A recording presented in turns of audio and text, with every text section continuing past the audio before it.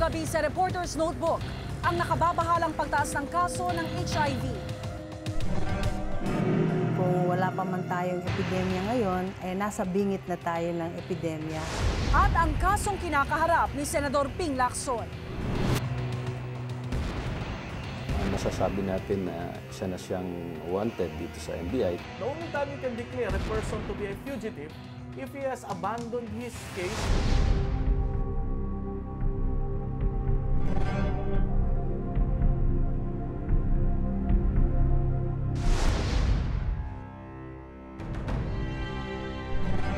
Kinatatakutan, walang pinipili, nakamamatay. Ito ang Human Immunodeficiency Virus o HIV. Virus na nagdudulot ng sakit na Acquired Immune Deficiency Syndrome o AIDS. Sakit na nananatiling walang lunas at kumikitil sa maraming buhay. December 2008 nang aming makilala si Eric. Di niya tunay na pangalan. Isang seaman at positibo sa HIV. Hindi ko na po inisip na ako eh. Ang inisip ko po yung sarap at saka yung Yun nga po ang naiisip ko. Inamin niya noon ang kanyang pakikipagtalik sa iba't ibang babae nang walang anumang proteksyon. Ang mga babae po umakyat minsan sa barko. Nag-aalok ng aliw. Minsan $20. Kamakailan muli namin binalikan si Eric.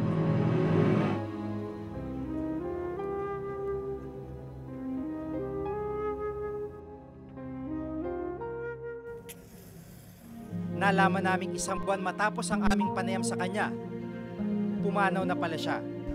January 7, birthday niya. Kinabukasan, January 8, doon na siya nawala.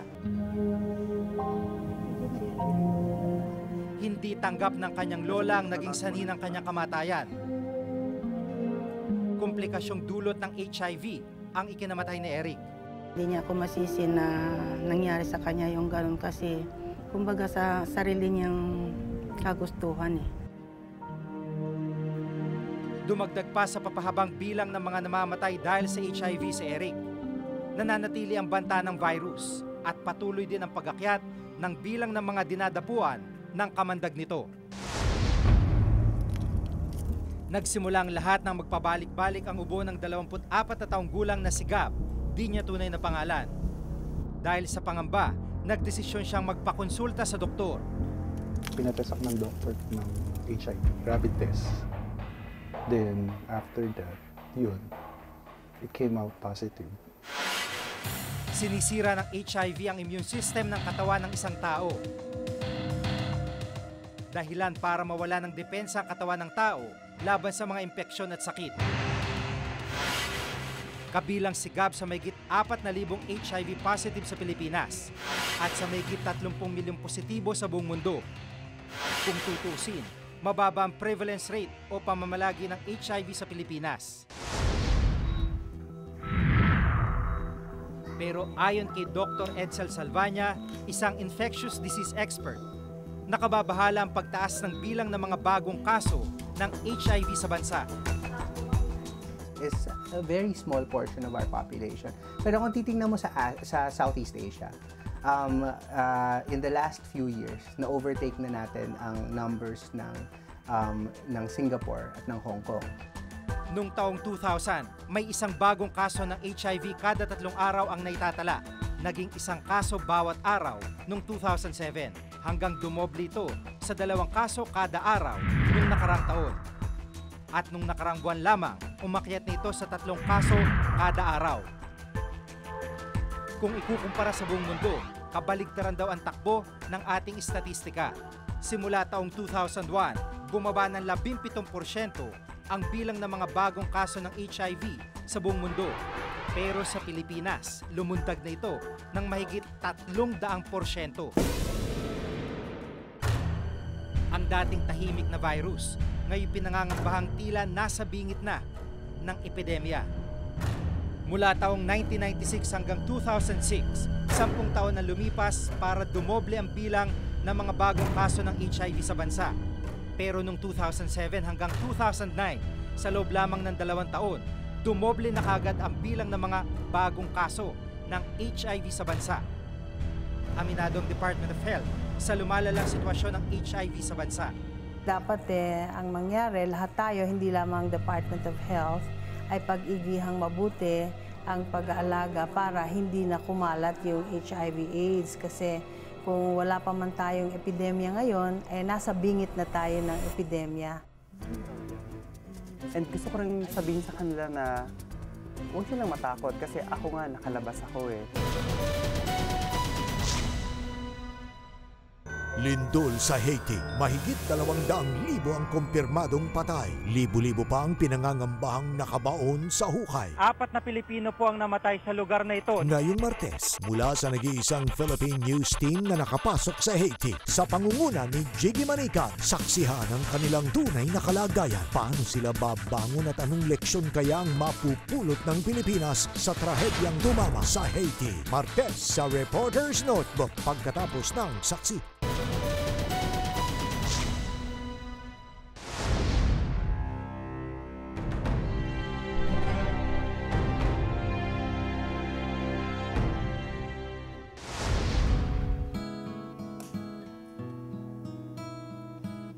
Dalawang taon na nakakaraan ng matuklasan ni Humphrey ang pagiging positibo niya sa HIV. Alam ko na I'm engaging in sexual activities na unprotected. May mga risky behaviors ako. And then dumating pa nga dun sa point na nagbibiruan kami dati ng mga kaibigan ko na paano pag nagka-AIDS ka? Ang sagot ko lang nun, hindi ko pinag-isipan yung sagot ko pero sabi ko na parang kung darating yun. Ayun na nga, dumating siya. Aminado si Humphrey na isa sa mga dahilan ng kanyang pagiging mapusok ang kawalan niya ng sapat na kaalaman sa HIV. Hindi ko siya ina-expect. Yung awareness ko tsaka yung perception ko sa HIV, hindi ganun ka-strong, hindi ganun ka-solid. Git ng Positive Action Foundation Philippines, isang organisasyong tumutulong sa mga positibo sa HIV/AIDS. Maraming dahilan kung bakit tumataas ang kaso ng HIV sa bansa. Isa na raw ang kakulangan sa kaalaman ng publiko ukol sa HIV. We don't just rely on the memorandum disseminated by a specific agency na member ng Philippine National AIDS Council, bagkus marapat din talagang siguraduhin sa pagbaba, pag-alam at tingin kung ito ba ay gumagana. Ayon sa DOH, may mga balakid kaya hindi mailunsad ang malawakang kampanya tungkol sa HIV/AIDS. Meron tayong mga objections sa pag sinasabi natin tungkol sa mga condoms, ganyan. Pero palagay ko ngayon papaisang tabi natin yon.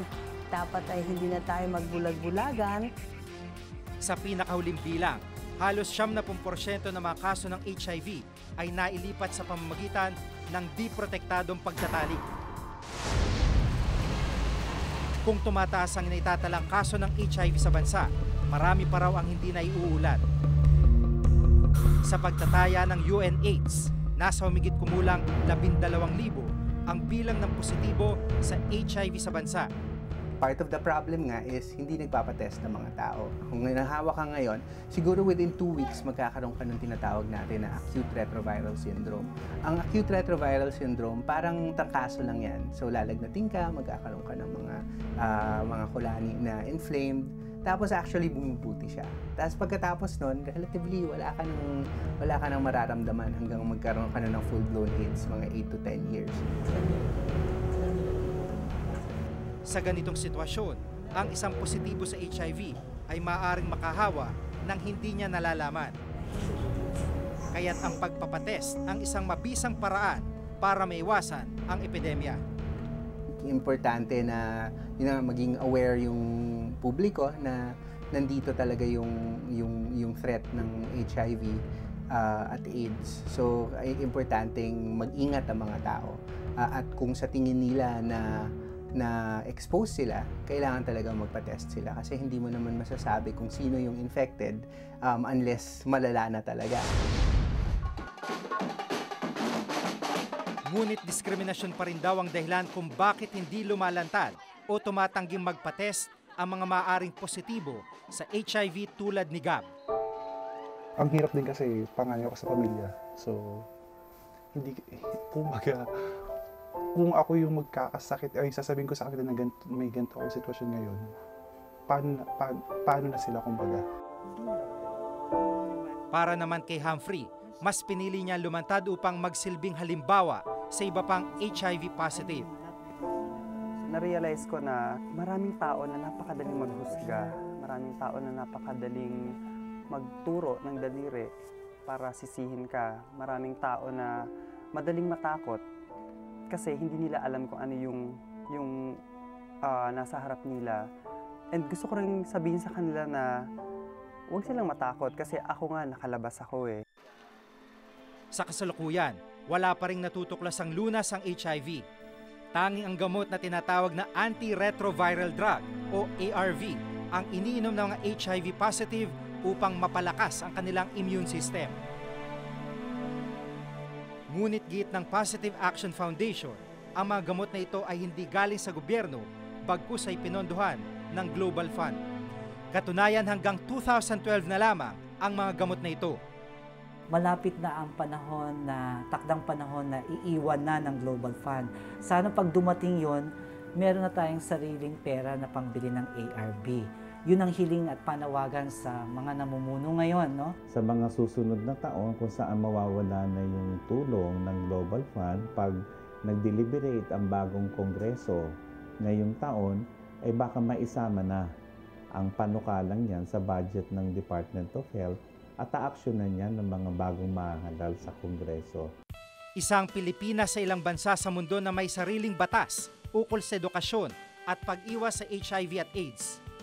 Ang RA 8504 o Philippine AIDS Prevention Control Act of 1998. Ngunit hindi rin daw na ipatutupad ng maayos ang batas at mga programa nito. Andiyan na yung panawagan sa Leagues of Governors, Mayors, Association of Barangay to come up with a comprehensive community education ng kapakanan ng kanilang mga nasasakupan sa usapin ng HIV. Sama-samang pagtulong, hindi lamang ng Department of Health. Kaya nga ang aming kalihim, Secretary Cabral, ay inatasan na yung aming mga kasamahan na makipag-ugnayan kaagad sa ibang ahensya para matugunan ang lumulobong problema sa HIV/AIDS. Sapat na kaalaman at pagiging mulat tungkol sa HIV pa rin ang pinakamabisang sandata para iwasan ang paglala ng isang epidemya. Kung hindi ka magpa-test at alam mo na expose ka, dahil takot ka tapos ayaw mo magpa-test, hindi naman mawawala yan eh. Mas mabuting alam mo dahil kung alam natin, mas matutulungan ka natin na mas maaga. Encouraging people for voluntarily testing themselves. Upang tugunan ang lumalalang problema sa HIV/AIDS, konkretong hakbang ng pamahalaan ang inaasahan. Pagtanggap ng lipunan, sapat na kaalaman at responsableng pamumuhay ang nananatiling pinakamatibay na sandata laban sa may dudulot nitong epidemya. Ako si Jiggy Manicad at itong nakatala sa aking Reporter's Notebook.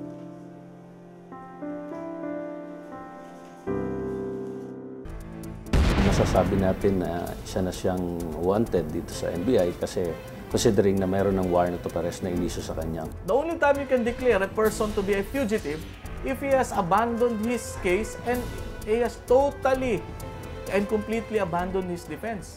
Lindol sa Haiti, mahigit 200,000 ang kumpirmadong patay. Libo-libo pa ang pinangangambahang nakabaon sa hukay. 4 na Pilipino po ang namatay sa lugar na ito. Ngayong Martes, mula sa nag-iisang Philippine News Team na nakapasok sa Haiti, sa pangunguna ni Jiggy Manicad, saksihan ang kanilang tunay na kalagayan. Paano sila babangon at anong leksyon kaya ang mapupulot ng Pilipinas sa trahedyang dumama sa Haiti? Martes sa Reporter's Notebook pagkatapos ng saksi.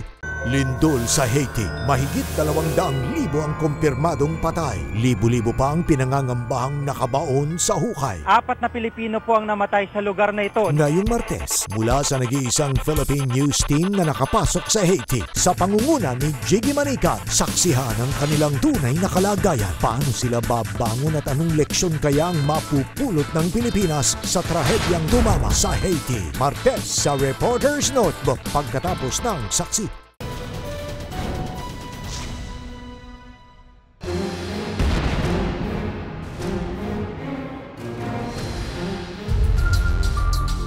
Nakilala siya sa kanyang tapang.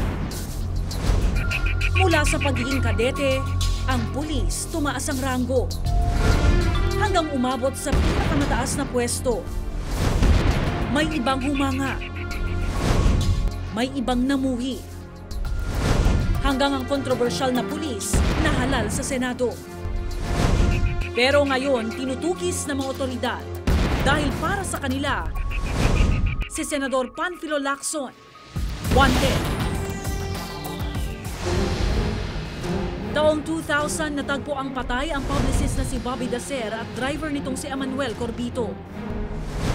Sa investigasyon ng pulisya, lumabas na suspect sina Glenn Dumlao at Cesar Mancao, mga dating tauhan ni Lacson sa Presidential Anti-Organized Crime Task Force noon. Ang krimeng ito nagdawit din sa ilang malalaking pangalan gaya ni na dating Pangulong Joseph Estrada at Senador Lacson. Paulit-ulit itinanggi ng dalawa na may kinalaman sila sa Dacer Corbito double murder case. Wala akong kinalaman. How could I do that? For the 10th time, I'll tell you, wala akong kinalaman. Sa pag-usad ng kaso, di na nilubayan ng kontrobersyang ito si Lacson. Ang mga dating niyang tauhan, iniugnay ang senador sa kaso. January 5, 2010, lumipad patungong Hong Kong si Lacson. Mula noon, di na siya nakita pa sa bansa. Nakita nyo rin yung footage at saka yung pinakitang sa information ng Bureau of Immigration na he left for Hong Kong on January 5. But as of today, hindi ko rin talaga alam po. January 7, inilabas ng korte ang arrest warrant para sa kanya. Ang kaso, double murder. Attorney, itinuturing ba ng NBI na pugante si Senator Lacson? Masasabi natin na isa na siyang wanted dito sa NBI kasi considering na mayroon ng warrant of arrest na inisyu sa kanya ang korte dito sa Manila. The warrant has been issued and it cannot be served. What else do you call that?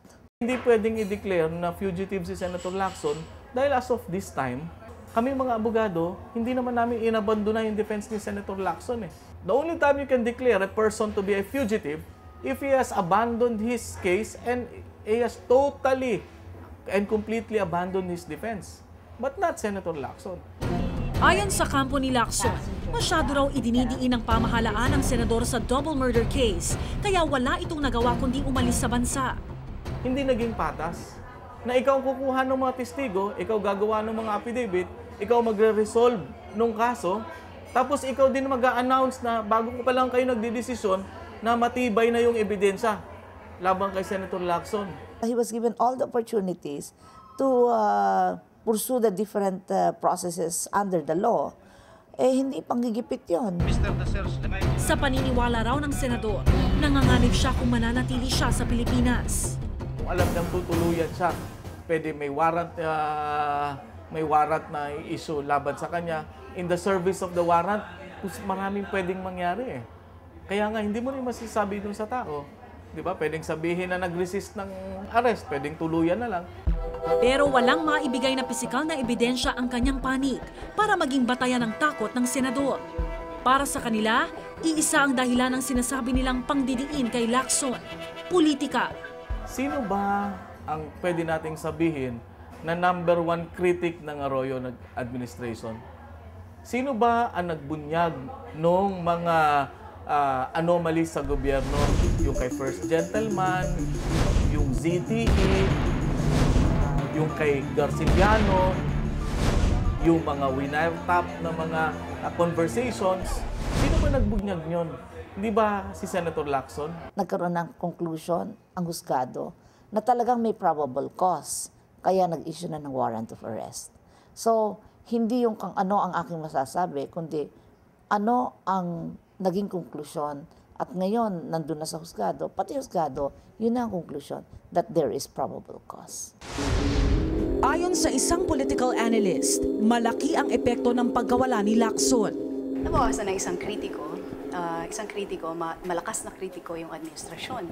Sa paglikas din niya, yung iba pang maaring masangkot dyan sa krimen na yan, iba pang dating opisyalis na maaring mas mataas ang posisyon, na maaring may kinalaman dyan. Parang ngayon wala na talagang magsasabi. Kung pagbabasehan ng mga statement noon ni Lacson, kung hindi siya mahuli, maaaring ilang buwan pa ang bilangin bago siya kusang sumuko. Sinabi niya at narinig niyo lahat na under this administration, hindi ako makakaasa ng hustisya. Diba? Pero kung siguro kung magbago na yung administration, patas na yung laban, ilalaban ako. Ang pagtakas umano ni Lacson, lalo namang ikinabigat ng loob ng pamilya ni Dacer. Ang panawagan namin kay Senator Lacson, kung sinasabi niyang wala siyang kasalanan, i-prove niya, di ba, na wala. And sinabi namin noon, head siya ng police dati, nabanggit na rin dati na inimbestigahan niya yung pagkawala ng daddy namin. Wala naman siyang nilabas na information. Anong status attorney ng manhunt operations niyo, Senator Ping Lacson? Are we almost there or malayo pang proseso? Coordination is being made with our counterparts para masolve itong paghahanap namin sa kanya. Paano po, attorney, kung nasa bansa si Senator Ping na wala akong extradition treaty ang Philippines? Pwede nilang i-deport, pwedeng mag-request sila that we have to course our request through diplomatic channel. Like we have to go to the DFA and the DFA will be the one to request that their authority. Harapin niya ang kanyang kaso dahil narinig naman natin yung iba ring senador na nawagan na sa kanya. Sa pagkawala ni Lacson, isang kaso ang nawala ng kung di man isang suspect, isang taong maaaring pagbula ng impormasyon. Isang administrasyon ang nawala ng isang aktibong senador. Ano man ang dahilan ng kanyang pagkawala, di ito mabibigang linaw kung di niya haharapin ang mga ibinabato sa kanya. Ako si Rhea Santos at ito ang nakatala sa aking Reporter's Notebook.